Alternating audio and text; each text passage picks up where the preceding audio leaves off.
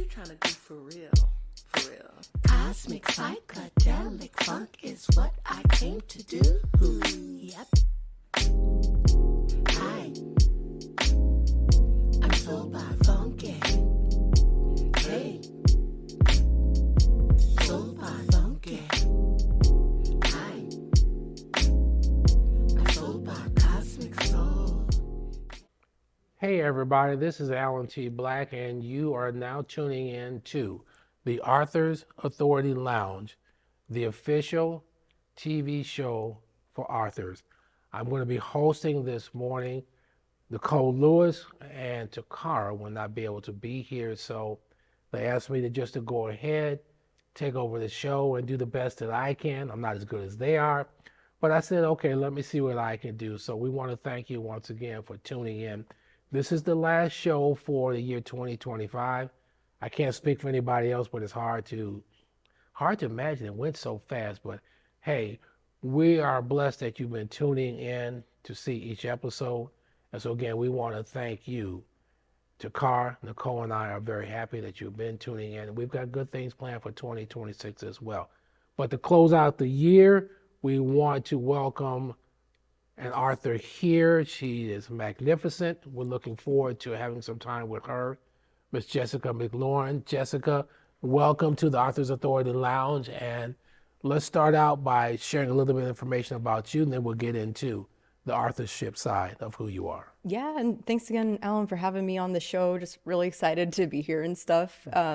Yeah, originally am from Colorado and everything, but then moved out here for some schooling. Loving Nebraska, met some great people, and just have some like really, really good friendships and relationships here. And yeah, I've just been here for about like 6 years. Okay. But I am a fantasy author, an artist, and I like to do like martial arts on the side. Oh, So okay. that kind of helps with the writing as well. Okay. So you write in fantasy, that genre. So how did you get started? What is the genesis of this as far as being an author for, say, fantasy? Oh man, I mean, I've been like writing ever since like I was a little kid. Really loved like the different books, like the Narnia books or like the Aragon series, and really loved like the Brandon Sandersons, like not like the Mistborn ones, but like the Way of Kings, like just seeing like the different like world building and like the different like magic and like different gods and stuff like that. So that like really like inspired me to like write my own series.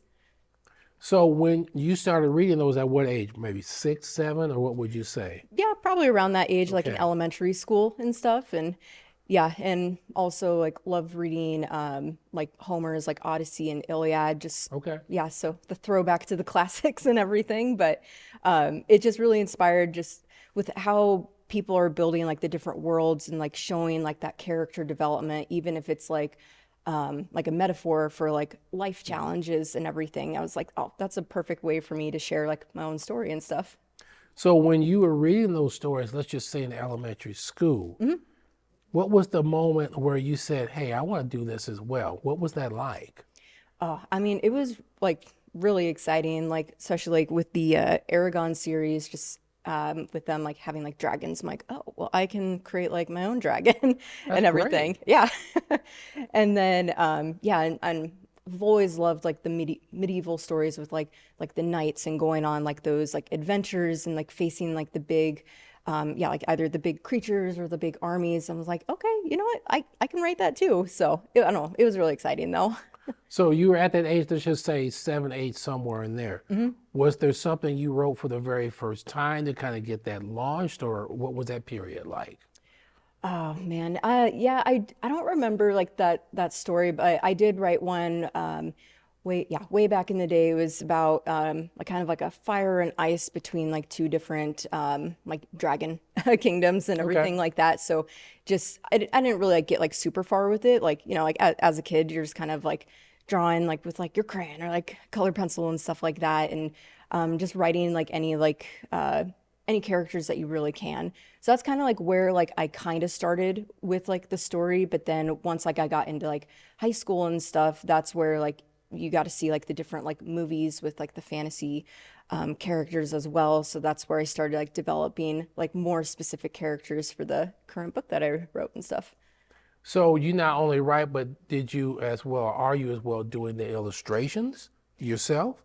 Yeah, no, I've been drawing for this series for a while and stuff, and Wow. yeah, so like have like the different like character designs, coming up with like the different like weapons. You have all the different like swords and stuff like that, and landscape. I'm still learning how to do that, and Okay. everything is not quite my forte, but really love designing the characters. So with the characters that you design, are they completely independent of people that you know, or are there elements of people you know invested in the characters? Yeah, so the characters, they're kind of like a mix. So it's a mix of like old like friends that I used to have like back in the day. And then for me, like just as I was like growing and just like learning like what like my personality was, like just taking different aspects of who I was as a person and giving them like their own like personified like character. So that's just kind of how I created like the seven different main characters for the group. So, So which character is more consistent with Jessica? ooh, honestly, it kind of depends on the day. No. Okay. But I would say would probably be like a mix of Shariah, the main character. So she's always like trying to like learn something new, and that she kind of does have like that perfectionist kind of speak or streak and everything. I'm way better with that. Okay. But like a lot of the challenges that she will face in the series, like with that fighting like that perfectionism and like the imposter syndrome, because like those can just be like really like challenging. So that's like one aspect, and then the other I would say is Barance or Bear. She is the mercenary of the group. She's an archer, and she's just hilarious. Like, Okay. she is just kind of like really just like enjoying life. She's also like a poet in her time, and just trying to like draw and like keep track of like their like adventures like going on. Like her one of her goals in the story is to like become like a world-renowned author. So I was like, ah, it's kind of fun. So in a way, some of these characters are an extension of who you are, or maybe who you aspire to be. Is that fair to say? Yeah, no, I would say that. Yeah. Okay, so let's talk about currently where you are. So what's the book that you have just released? Because I know we all met when we did the Arthur Summit back in October. So what was the title of the first book? And I think you wanted to read something from that. Can we get you to do that, or how do you feel about that? Oh man, I'm not the best at reading out loud, but I can That's definitely okay. give No, it a we shot. just want But to give our, yeah. our viewers just a taste of it, but whatever makes you comfortable. So, Yeah, no, of course. So the first book in the series, it's called The Ilar. okay, let's hold it up so they can see Yeah. it. So The Ilar, it's Galantra, so volume one. Okay. Yeah, so it's kind of like the prologue to the series. This was I kind of like last minute decided like, you know what, I want the audience to know like how the characters like all met first, because Okay. the original first book like they've already like known each other and are going on like this big like adventure. I was like, no, I want people to know like their origins and everything. Okay. So that being the case, this is kind of an introduction to who they are, and then you're going to build from there and then go forward with more character development, correct? Correct. Yeah. So they each have their own character arc that they're going to be like working through. They all have their like they're not perfect. They're human. They have like their likes, their dislikes. They have their own goals, and as like the story or the series is going to develop, you're going to see them like grow into like the people that they're wanting to become. Okay. So let's talk about this particular book here. That's your first Yeah. book. So did you do the artwork? That cover is beautiful. Did Oh, you thank you. design that? Yeah. So I did like the design. It's based on well, I guess can kind of get into it. So, for the title, the Ilar. So in this world, everyone has a musical soul called the Ilar. So everyone has like their own melody, and only like the main character Shariah and the other celestial gods can hear it. And yeah, so with the Ilar, it's really like who you are as like a person. It's like your personality, it's like your memories, your past, it's where you're from. So everyone has a unique song, and it's also yeah, like you'll get like the different like time signatures, key signatures, and depending on like your mood, like your song will like shift as well. So it kind of helps her navigate the world, because she doesn't quite understand like how people work and everything. So she's like learning kind of how to like integrate into society. And it's also will help her in like fights, or if she's like confronting other people, she can kind of tell like, are they telling the truth? Are they lying and stuff like that? So it just kind of, again, just helps her like navigate the world. Okay, so as far as the main character, then she's on this path, let's just say, of self-discovery. If we could call it that. Yeah. So, how much of that is Jessica? Oh, yeah. I mean, originally, like for me, like I have like autism. So sometimes, like in social situations, like especially growing up, like it was hard to tell, like if people are like being like sarcastic or like I just take things like very literally. So she's also very literal and everything. So it was just kind of like a metaphorical way for me just to like understand like how people's just communicate with one another and everything. So yeah. Okay, that's interesting. Yeah. So, let me go back to the cover because I'm Oh, looking yeah, at yeah. this and this is amazing. So, we know what the word is that's musically related, as you said, Yep. Elar. And then the background, is there a meaning to the background there? Can you kind of share Yeah. that with our audience? Of course, yeah. So everyone's ELAR, they have what this is called like the Nohis ring. So basically, like their song is inscribed onto this silver ring and it's hidden in their subconscious. Wow.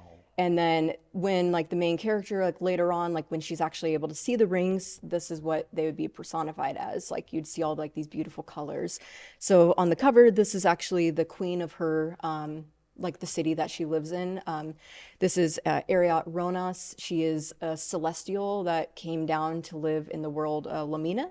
She just heard like humans like just like their different like music. Like she heard like all like the different like songs and them singing and stuff like that. And she was just really interested in like learning like what music is like and wanting to be like immersed in that. So she came down. So that is like part of like her song with like her sheet music and stuff, and that's what her soul would look like. Now, do the notes that are on the cover represent something in particular? I see you have the musical notes there.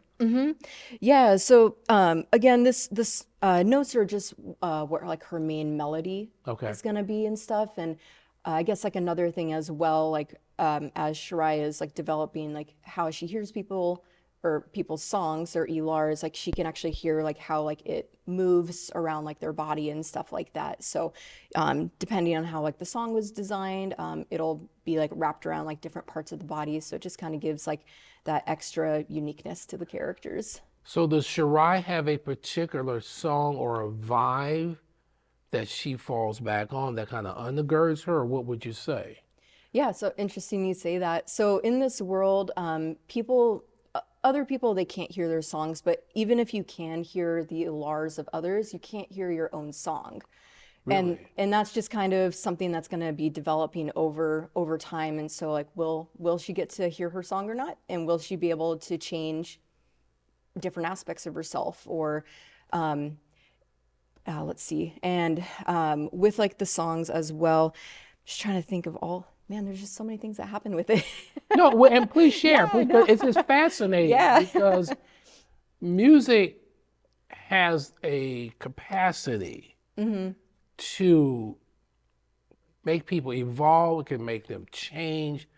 There's so much power in the music that for you to use this as a part of your basis for a fantasy story, it's really very intriguing. That's why I was saying that, because Oh, it's just yeah. like we all have our special vibe as such that we know that's a foundational piece of us, if I can say it that way. Exactly. And like adding on to that point, like you're asking like the different like vibe and stuff, like for her, like again with being reintegrated into society, it's just can be like really overwhelming. Like she'll just hear everyone's like songs like all at once. So it's kind of like music that's just clashing together. And for her, like she has to focus on like different songs, just so she kind of like tunes out the world so she's not Okay. as overwhelmed. And then that's where she gets, in this book, she gets her, what we'd call like the anchor.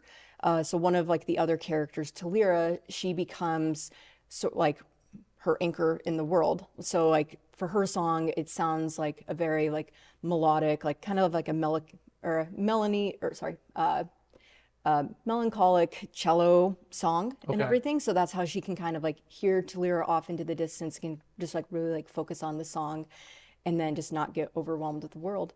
And she can do that with other characters as well. What she does is meditate into her mental scape that's called Mignel. So she'll wake up on a beach that just stretches on for miles, kind of like, think like Costa Rica kind of beaches. So you got Okay. like your palm trees everywhere, some like nice, like really soft pink sand, and you can just kind of wander forever. But up on this one bank, you'll see these special trees, and on the trees, you'll inscribe, or you can inscribe the song of your anchors. So that way you Wow. can always know where they are anywhere in the world. So it's just a good way to connect. So, So part of her journey as well is to learn to almost in a sense tune out the extra noise so that it mhm. does not disturb the process of her self-discovery. Yes, yes, I would say that. Yeah. Okay, that's fantastic because there's such a parallel there because in the fantasy world, the correlation between that, at least in my opinion, and the real world is that in the real world, we have to tune out all the extra noise in order for us to really find our center and say, okay, this is where I'm operating from. This is what's working for me. So, without giving away the story, I know, what yeah. does this is? I'm trying not to audience because I'm trying to ask these questions very gingerly. What is her path of self-discovery leading her to? If I can ask that question without trying to give away the end of the Yeah. story. So for Shariah, she grew up studying under the personal guards of the queen, who are also celestials. So she is learning how to become like more like independent and think for herself. Because right now she is just working as like the sword for the throne. She will just do whatever like the celestials say. She's like, these are our deities. They need me to take out this, like, because they're in a like a war, like a 3-year war with like these shadowy demons called the Drabics. So she's currently like working on just getting rid of like the rifts that open up in the sky. Hmm. And then she's like also like working towards becoming a leader in the army, and she doesn't quite want that type of role, but that's just kind of like what she's like been I guess like not bred to do, but like taught to do and everything. So it's just really stepping into like that leadership role, and then again, just finding like that independence and learning how to like think for herself. So the roles that perhaps she has been assigned, Hmm. is that a reflection of who she really wants to be? And that's where she has to figure it out. Ah, Yeah, the intrigue yeah, is there. And again, there's that parallel because in the real world, we are assigned A, B, or C. Doesn't necessarily mean that A, B, and C defines who we really want to be. exactly. I mean, yeah, because you might want option D, and maybe you didn't even know that was like an option and That's stuff. So, true. That is yeah. very true. Okay. So, having finished the first book, Mhm. what did you learn about yourself at the conclusion? Yeah. Oh, wow. That's a great question. I guess like one of the big takeaways is that there's always like room to grow, Of course. and life is not a race. And Well, yeah, that's, yeah, woo, you have to learn that, boy. no, for real though. But and also just like being like appreciative of like the people that you've met in your life, whether it is like people where you make like these lifelong like relationships with, or even people who challenge you and be like, are you sure like this is like the role that like you're supposed to be at? Yeah, yeah, yeah. Or like for her, like having like her rival and like learning how to like stand up for herself and like have confidence and be able to like also like protect those who are like in her corner as well. So it's just all of those things. Yeah, That's heavy. Those are it's a great lot. life lessons that everybody has to learn one way or the other. So, Yeah. and hopefully sooner as opposed to later. I'm just saying. So, with the first book now behind you, Hmm. does the story continue in book 2, or where do you go from here? Yeah, so in the second book, it is, I'm trying to remember if I think I made it like maybe 3 or 4 months after this book. So, like when they return back to their queendom and stuff. And they are tasked, well, I guess let's put it like this. So again, for their queendom, they have been facing these shadowy demons called the Draviks. No one really knows like where they come from, but they just continue to pop up, and they've just been fighting them for such a long time. But in the beginning of the second book, Shariah actually hears an alar of one of the Draviks, and they don't like that's like unheard of. Like none of the Draviks actually have a sound. Like usually it's kind of like a buzz, like an insect, like kind of static or whatever. But she hears a clear song. So she brings this information to the To queen, the queen. and then she realizes, like, okay, that instrument, that melody, it sounds very reminiscent of this old royal family in this kingdom far away called Thenar. So Shariah and her group are tasked with going to that city, and just to ask, like, try to figure out like if that royal family is responsible for creating the demons. So Okay. so it's gonna take like a couple books for them to actually get there. So in the second one, they're going to Saros. This is a city that's in the jungle. It's called the Crossroads City. They have a gate there called the Satora, which can be used as a portal to other doorways throughout the world. So it's a way for them just to kind of like get from like A to B like really fast. Okay. Yeah. Yeah. So they're just journeying through like the jungles and stuff, and trying to like outrun a group of like the Draviks, like the one that had like the song. It's also like kind of chasing them. So This is interesting because with the Draviks having its own song, at least based on what you're sharing with us, my immediate thought goes to why would the Draviks have its own song if none of the others do? yep. There must be something going on from the past that has created this very unique scenario It's gonna because be it a makes problem. this one, yeah, well, hello, it's definitely going to be a problem. So this is very intriguing, very intriguing. So how far are you with the second book and the writing part of it? Yeah, so oh dang, I'm trying to remember like what page count and like word count that I'm at. Like I think I'm at like 150 pages minimum, and that's about like halfway through the book, Okay. just a little more than halfway. So and in this book it's also kind of fun as well, because I am just like also going to try to like write it from other perspectives, because in the first book it's going to be in Shariah and Talira's point of views, just kind of like bouncing back and forth. But then I love the other characters. I'm like, they need to have their own chapters and everything. So Okay. yeah. So in book two, you're going to expand the perspectives and kind of further enrich the ongoing storyline.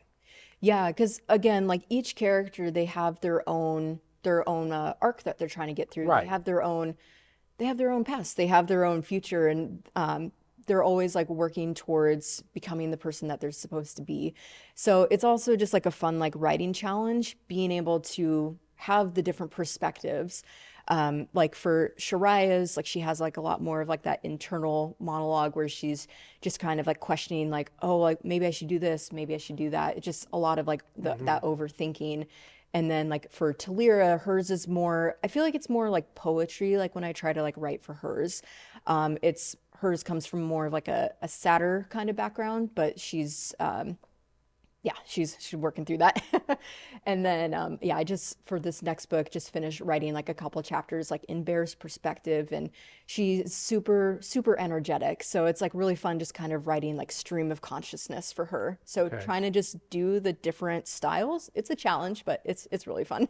I'm amazed you can do this because it's sort of like you have to turn on a faucet of creativity for every character. And how much does that draw out of you when you're doing that? Is there still certain elements of Jessica invested in the diversity of characters? Yeah, I guess it would be like I've never done theater, but it would be like donning like different like characters. So like again, like for Shreya, just kind of like very like the overthinking. Like Talira is more like the logical one of the group, the mom of the Okay. group, and then Bear is just like let's go and everything. So trying to just get into those like different like personified like what is like the main like character personality for them, and then having like certain like songs that you listen to kind of helps you get in that mindset as well when you're writing their specific chapters. Wow, this is amazing. This is amazing. So we're looking forward to in 2026, Yes. book two coming out. So that also brings up the question to me. There is the written expression of the story. Are you looking at doing anything in the future along the lines of animation? Oh, yeah, and I forgot to mention before, like that's why it's taken a little while for me to work on like the second book because I went back to school for like web development Oh, and really? everything. Yeah, Okay, so cool. yeah, so right now I am like working on like building like my own website where you can see like the different characters and like you can like listen to the music for their individual songs and taking like a course on doing like the animation. So would love to make like, I don't know, like some like shorts or maybe a video game one day. I don't know. And that's Yeah. intriguing because I could definitely see a series of shorts, one feeding into the next. Now, a series of video games. That'd be Oh pretty man, cool. that would be fire. Yeah. I could definitely see that because we're in this age of what I call visualization. And so, and the interactive part of that is people want to feel like they're invested in what it is that you're sharing. So I'm encouraged that you're doing that. Yeah, it's gonna That's be going to fun. be Yeah. really intriguing. So I can see you creating that, running the storyboards and everything, and almost making an interactive type of activity. So we're getting down to about a minute or so. Oh, man. So hold up your book again. But what we want to do is to have you give the name of the book. We also need you, Jessica, to give your contact information. How can they reach you? Are you available for doing seminars, different things like that? So please share that with our audience as well. Yeah. So the book is called The Ilar Galantra. It's going to be under my pen name, Megera Pillay. I know. Is that French or what is that? I just kind of made it up. Okay, well, sound good to me. Yeah. But I am on Amazon for selling the book, and again, like working on the personal website. I'm also on Facebook and TikTok. On TikTok, like doing like different like videos, just showing like the character designs and stuff like that. And maybe I can do some reading excerpts, get over that reading aloud fear. Well, sure. I Yeah. can see you doing that on Yeah. the TikToks or something on Instagram like that. So I think that's Yeah. definitely a plus because they're going to want to know who is the voice, who is the creator behind what is being shared with, say, the entire world. So, hey, we're going to have to wrap it up real quick. We want to thank Miss Jessica McLaurin, the fantastic author, for sharing her story. She's got things coming out in 2026. This is Alan T. Black. You've been tuned in to watch the Authors Authority Lounge, the official TV shows for authors. Hey, we'll see you later. Take care. Bye-bye. What you trying to do for real? For real. Cosmic psychedelic funk is what I came to do. Yep.